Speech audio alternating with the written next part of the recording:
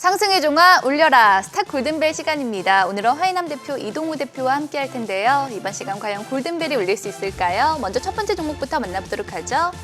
바로 현대사료입니다. 22일 거래를 재개한 현대사료가 52주 신고가를 또 새로 썼죠? 네, 배합사료 이제 공급업체인데요. 농가 맞춤형 사료 공급 시스템 마련 사업을 영위하고 있습니다. 23일에는 장중 45,000원까지 터치하면서 이제 52주 신고가를 기록했습니다. 우크라이나 사태 지정학적 리스크가 장기화되면서 좀 식량 위기가 고조되고 있는데 이에 각국이 그 식량이라든가 비료 수출 제한 조치를 실행하면서 이제 곡물 가격이 급등하고 있습니다. 이게 현대사료뿐만이 아니라 우진 BNG, 한일사료 등 관련 테마주들이 이번 주 좀 시장 대비 강한 흐름을 보여주고 있습니다. 네, 재개 이후에 현대사료 주가는 극심한 변동성을 나타내고 있는데 이 현대사료가 계속해서 투자 매력 뽐낼 수 있을까요? 울려라 골든벨! 두 분 모두 부정적인 의견을 주셨는데요. 사실 너무 올라서 접근이 쉽지 않아 보여요. 네, 배합사료 공급업체이기도 하지만 아무래도 액면 분할로 인해서 주가가 오른 것도 있는데요. 실제로 이제 미국의 테슬라와 아마존의 주식 분할 이후에 상승 흐름과는 달리 국내 주식의 대부분들 중에 액면 분할한 90%의 기업들이 대부분의 주가가 하락을 면치 못하고 있고 액면 분할 이전에 크게 상승할수록 오히려 액면 분할 이후에는 더 큰 하락을 보였다는 점. 그리고 현대사료가 에그플레이션 관련주로도 관련은 있습니다만 상승분의 대부분은 최근에는 액면 분할 전 기대감으로 선반영이 됐다고 보여지기 때문에 추가 상승에는 아무래도 조심스러운 입장일 수밖에 없습니다. 네, 전쟁 장기화로 세계 식량 위기가 고조되면서 사료, 식품주들이 시장 대비 또 강세를 보였습니다. 주가 변동성이 높아서 다소 위험해 보이기도 하지만 또 하락장 속의 투자 대안으로 주목받고 있는데 어떻게 보시나요? 네, 식량 위기의 수준을 좀 수치로 좀 자세히 살펴보면 올해 세계 각국이 내린 그 식량 수출 제한 조치가 총 57건입니다. 세계 전체 수출량의 약 17% 정도가 영향을 받는 그런 흐름인데 이는 이제 08년 세계 금융 위기, 식량 위기, 그리고 또 20년의 코로나19 사태보다 리스크가 더 크다고 볼 수 있겠습니다. 우크라이나 장기화로 인해서 당분간 좀 이런 흐름이 이어지겠으나 최근 관련주들의 흐름을 보면 거의 100% 이상 오른 종목도 있고 단기 과열 국면이기 때문에 보유자의 영향이고 즉 신규 매수는 좀 자제하실 필요가 있겠습니다. 네, 이동훈 대표님은 어떻게 보시나요? 네, 맞습니다. 이제 하반기 물가 상승 압박에 대한 부분은 계속 이어지겠지만 다만 이제 두세 배 그리고 많게는 네다섯 배까지 오른 종목들이 있다 보니까 중소형주보다는 아무래도 2분기에도 실적이 견고할 수 있는 부분들이죠. 대형 종목에 조금 더 관심을 기울일 필요가 있다고 보여집니다. 그 가운데는 CJ제일제당을 우선적으로 좀 보고 있는데 원가 부담 가중에도 불구하고 견조한 가공 탑라인과 그리고 성장 채널 중심의 매출 확대 그리고 최근에는 해외 성장제 지속을 계속적으로 좀 보여주고 있고 바이오 부문의 경우에는 곡물가 상승에 따른 주요 아미노산 고판가 기조도 유지될 것으로 보여서 관심을 가질 필요는 있을 것으로 보입니다. 네, 참고하시기 바라고요. 그렇다면 이번에는 골든벨이 울릴 수 있을까요? 두 번째 종목 만나보도록 하죠. 바로 G2파워입니다. 최근 급락장에서도 G2파워는 또 강세를 펼쳤는데요. 새내기주의자 원전 관련주이기도 하죠. 네, 공공수주로 기술력이 입증된 스마트 그리드 업체이기도 한데요. 태양광뿐만 아니라 최근에 이제 전기차 충전기 솔루션 수주를 추진했고 탄소 중립 정책 관련주로 꼽히면서 최근 흐름들이 굉장히 좀 좋은 편입니다. 그리고 원자력 발전 설비 관련해서는 꼭 필요한 필수 인증 조건인 Q클래스급 품질 기준의 수배 전반을 하반기 내에 시험 완료를 하게 되고 제품 출시를 한다는 소식에 아무래도 원전 관련주가 꼽힌 것으로 보이고요. 최근 아무래도 윤석열 대통령님의 탈원전 정책 폐기와 원전 산업 육성 그리고 중단된 신한울 3, 4기로의 건설 가공 재개 방침 등 2025년까지 1조 원 이상의 원전 일감을 몰아주기로 하겠다라는 얘기를 하면서 원전 관련주들의 강세가 조금 더 이어질 것으로 보입니다. 네, 그렇다면 G2파워가 계속해서 상승의 힘을 보여줄까요? 울려라 골든벨! 드디어 골든벨이 울렸습니다. 두 분 모두 긍정적으로 보고 계시네요. 네, 시장 급락 대비 이제 정책 관련 투자 모멘텀을 형성하고 있는 게 좀 긍정적으로 볼 수가 있겠습니다.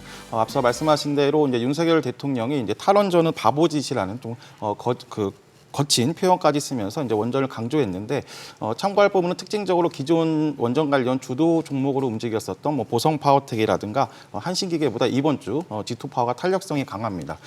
기존 종목들은 좀 그 비중이라든가 그다음에 매물대가 있는 것과 달리 신규 새내기 종목들은 좀 매물대가 없어서 좀 탄력성이 높은 시장 트렌드라고 보시면 되겠습니다. 24일에도 급등이 나왔기 때문에 최근 좀 눌림목이라고 볼 수 있는 33,000원 아래일 때 다시 한번 좀 제 매직 관점으로 볼 수가 있겠습니다. 네, 이번 주 정부 정책 기대감이 더해지면서 G2 파워뿐만 아니라 원전주가 동반 강세를 나타냈는데요. 그 가운데 두 분이 생각하는 탑픽 공개해 볼까요? 허인남 대표님께서는 앞서 이야기를 나눈 G2 파워를 탑픽으로 꼽아주셨고 이동호 대표님은 두산 에너빌리티요. 네, 예전 이름은 이제 두산중공업이었고요. 뭐 원전 관련주로서는 이제 현재 기술력 부분에서는 대형주들이 아무래도 기술력 부분에서는 입증을 이미 많이 쌓아놓았고 국내 원자력 가동력보다는 이제 추가 해외 수주가 조금 있어야 되는데 뭐 윤석열 대통령님의 어쨌든 원전 추진이 기술을 조금 받는다라고 한다면 원전의 원천 기술을 보유하고 있는 미국 웨스팅하우스에서 최근 방문하면서 한미 원전 관계 협력이 조금 더 이득이 될 수 있을 것 같은데요. 뭐 그렇게 되면 이제 두산 그룹주가 전체적으로 에너지 투자에 조금 더 발을 많이 담근 상태고 그 중에서도 에너빌리티 같은 경우는 뉴스케일 파워와 전 세계 SMR 발전소 건설, 운영 사업 등을 개발 동동으로 추진하고 있어서 향후 두산그룹과 두산그룹 내에서도 이제 투자가 조금 활발하지만 체코, 폴란드 등의 40조 원 규모에서 한국, 미국, 프랑스 3국으로 좁혀진 원전 시장에서 조금 더 기회는 있을 것으로 예상이 됩니다. 네.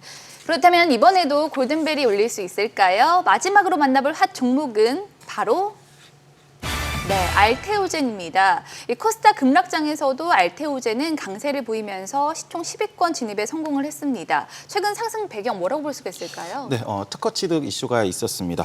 황반변성 치료제인 그 아일리아의 바이오 시밀러 제조법 특허가 중국에 좀 등록이 됐습니다. 한국, 호주, 러시아, 일본에 이어서 이제 5번째로 이제 등록이 된 그 경우인데요. 제조 방법의 독자성을 좀 인정받았다고 볼 수가 있겠습니다. 이에 이번 주 좀 시장 급락 또 변동성 대비 약 10% 이상 상승하는 좀 좋은 흐름을 보여주고 있습니다. 네, 그렇다면 이 알테오젠이 계속해서 투자 매력 뽐낼 수 있을까요? 울려라 골든벨! 두 분의 의견이 엇갈렸는데요. 먼저 이동호 대표님은 추가 상승이 가능하다고 보시는 건가요? 네, 뭐 현재 주가 대비해서도 이제 강력한 모습을 좀 보이긴 했습니다만 하반기에 세계 암 학회 등 여러 학회들이 조금 질비하게 있는 것도 사실이고요. 알테오젠 같은 경우는 ALT-B4가 특허 강화로 인해서 시장 내의 후발주자로서는 아마 후발주자 진입이 사실상 이제 거의 불가능해졌고 특허 출원으로 SC 제형 변형 시장, 최근에 이제 바이오 베타로 많이 떠오르는 시장이기도 한데요. 신규 진입자를 원천 차단할 것으로 보여서 ART-L9와 함께 시장 선점을 할 수 있는 부분들이 크다고 보여지고요. L9 같은 경우는 선제적으로 이제 일상을 통해서 안전성을 입증을 했고 긴 제형 특허 만료 기간을 보유하고 있다는 점에서 추가 반등을 기대해 볼 수 있습니다. 또한 작년까지 기술 수출로만 6조 원대의 추가 마일스톤 지급 가능성과 앞서 얘기한 두 개의 기술 B4와 L9 자체가 한 개 각 기술마다 2조 원대의 기술로 평가받는 점을 감안하면 현재 2조 원대의 가격대는 조금 저평가라고 보여지는 상황입니다. 네, 반면에 허인남 대표님은 보수적으로 보시는 것 같네요. 네, 기술적으로 이번 특허 이슈로 인한 단기 반등폭은 좀 대부분 완성됐다는 관점입니다.